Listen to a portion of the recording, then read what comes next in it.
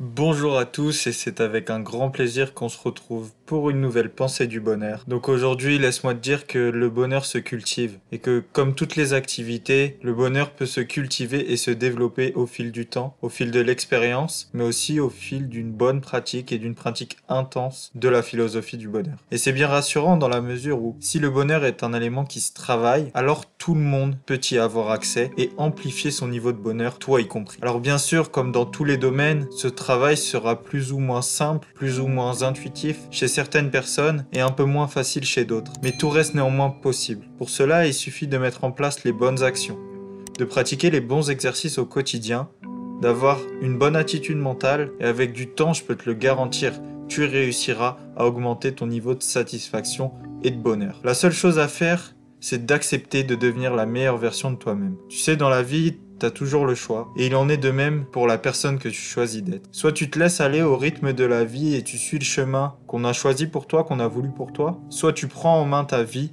et tu choisis de devenir 100% maître de ta vie, maître de ta destinée.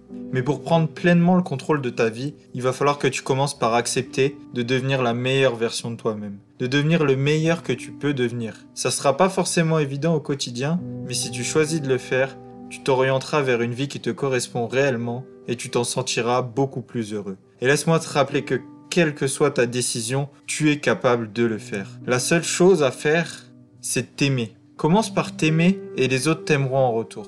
Il est important que tu apprennes à t'aimer toi-même, à prendre du temps pour te recentrer sur toi-même et t'apporter de l'amour. Aime-toi tel que tu es, réellement, avant de chercher à construire des relations autour. Tant que tu n'arriveras pas à aimer la personne que tu es au fond de toi, tu auras du mal à construire des relations stables, que ça soit au niveau amical ou au niveau amoureux.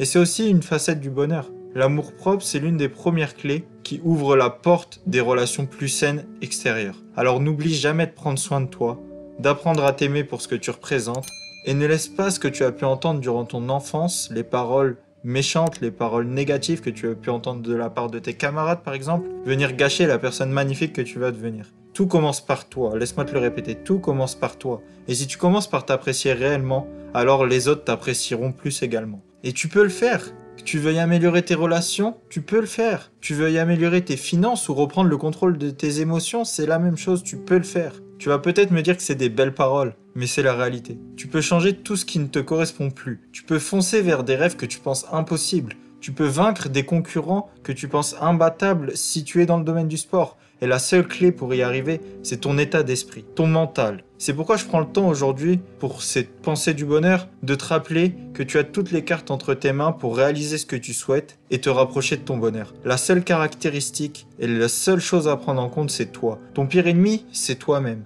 Alors respire profondément, visualise ce que tu souhaites réaliser et fais comme si tu l'avais déjà. Et promets-moi de tout faire pour transformer tes rêves et tes souhaits en ta réalité. Alors c'est fini pour cette pensée du bonheur, j'espère réellement qu'elle t'a plu.